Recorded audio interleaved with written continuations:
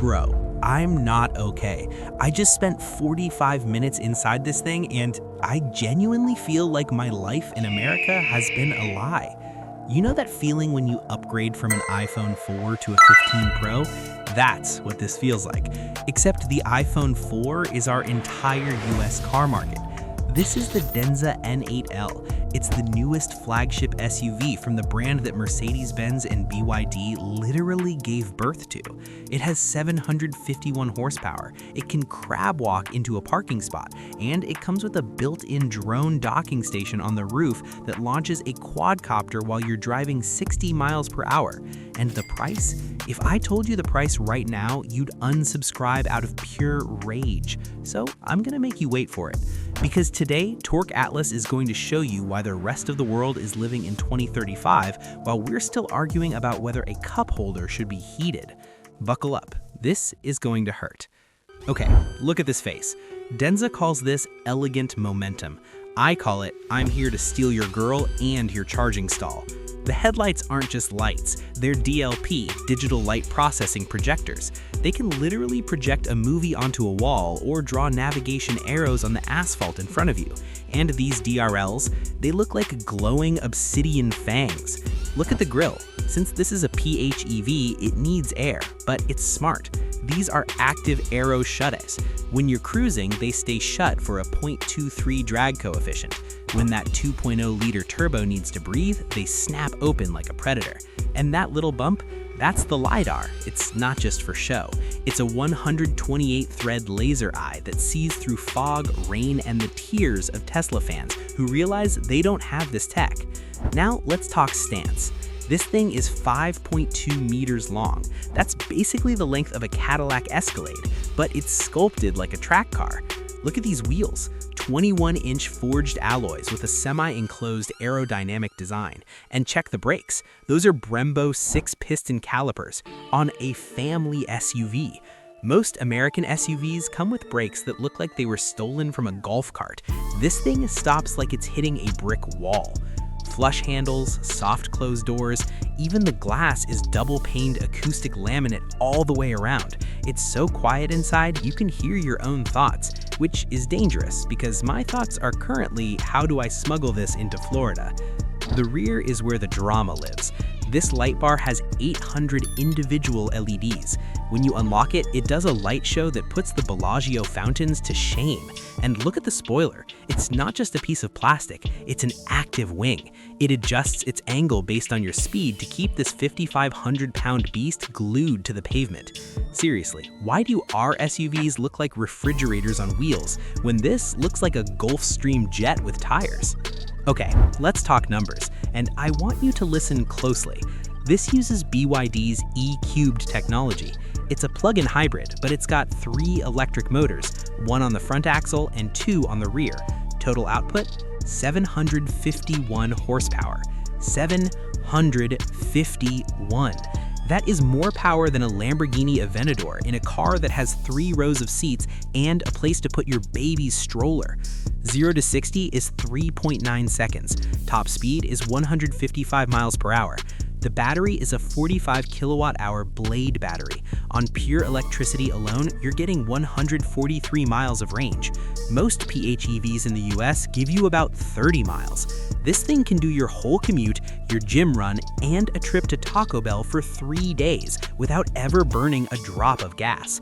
When the 2.0-liter range extender kicks in, you've got a total range of 810 miles. And the charging? It has 800-volt architecture. You can add 150 miles of range in about 15 minutes. I spend more time than that waiting for my coffee at Starbucks. Listen, I know safety is the boring part of the review, but in the N8L, it's actually cool. The frame is made of 2,000 megapascal ultra-high-strength steel. That's the same grade of steel they use to build nuclear submarines. If a regular car hits this, the regular car is going to have a very bad day. It has 9 airbags, including a far side airbag between the driver and passenger so you don't knock heads in a crash. The real wow factor is the Basalt ADAS system. It uses 1 LiDAR, 5mm wave radars, 12 ultrasonic sensors, and 13 high-definition cameras. It's basically a rolling supercomputer. It has navigation on autopilot. It can change lanes, take exits, and dodge road debris while you're busy getting a massage in the driver's seat. It literally refuses to let you crash. Okay, forget everything I just said about the outside. The inside is where the betrayal truly begins. The dashboard is wrapped in Napa leather and Alcantara. The stitching is perfect. I've seen $200,000 Bentleys with worse fit and finish than this. You've got a 17.3-inch 3K central screen that rotates. Yes, it rotates. You want it horizontal for Netflix? Done. Vertical for TikTok? Done. To my left is a 13.2-inch driver display. In front of me is a 50-inch AR HUD projecting navigation directly onto the lane lines. It feels like you're driving in Need for Speed. The passenger gets their own 13-inch screen with independent Bluetooth. They can watch movies or play games while I'm driving, and I won't hear a thing. These seats aren't just seats. They're zero-gravity massage chairs with 10-point independent massage motors. I'm currently getting a deep tissue rub-down while I'm talking to you. The front passenger seat is a queen seat with a motorized footrest and a 160-degree recline. The second row is even better. Independent captain's chairs with their own armrests, wireless chargers, and fold-down aircraft-style tables. And in the center console is a dual-zone refrigerator. It's not a cool box. It goes from -6 degrees to 50 degrees Celsius. You can keep your ice cream frozen or your baby's milk warm. Tesla doesn't even give you a physical button for the glove box, and Denza is giving me a freezer for my Ben & Jerry's. But is it practical? Bro, it's a palace. It has 6 seats in a 2-2-2 configuration. Even with all the seats up, you have enough room for groceries. Drop the third row and you get 1,128 liters of cargo space. You could fit a whole mountain bike without taking the wheels off. You could fit 3 golden retrievers. You could fit my massive ego.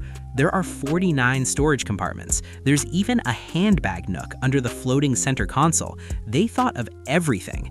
Now, the moment you've been waiting for. On the roof of the N8L is an optional integrated drone dock. You press a button on the screen, the roof panel slides back, a quadcopter made by DJI auto-launches. It follows the car autonomously, films your drive in 4K, takes photos, scouts traffic ahead, and then auto-lands back into its little garage on the roof and starts charging. I can't even get my phone to connect to CarPlay half the time, and this car is launching its own Air Force. Who thought of this? I love them. Okay, let's do the math. A Range Rover Autobiography is $170,000. A Tesla Model X Plaid is $95,000. A BMW X7 is $110,000. The Denza N8L starts at 299,800 yuan, $41,000. That is the price of a Ford Explorer with cloth seats. That is the price of a Toyota Highlander. For the price of a boring suburban SUV, you get a 750 horsepower spaceship that massages your back and launches a drone. I feel cheated. We are being robbed. So here's the bottom line. The N8L isn't just a car. It's a middle finger to the status quo. It's China saying we aren't just building EVs, we're building the future. Is it perfect? I don't know. Maybe the software bugs sometimes. Who cares? It has a drone, it has 750 horsepower. If this car was for sale tomorrow for $45K, would you ever even look at a European or American SUV again? Be honest in the comments. I'm going back in the N8L to get another massage. See ya.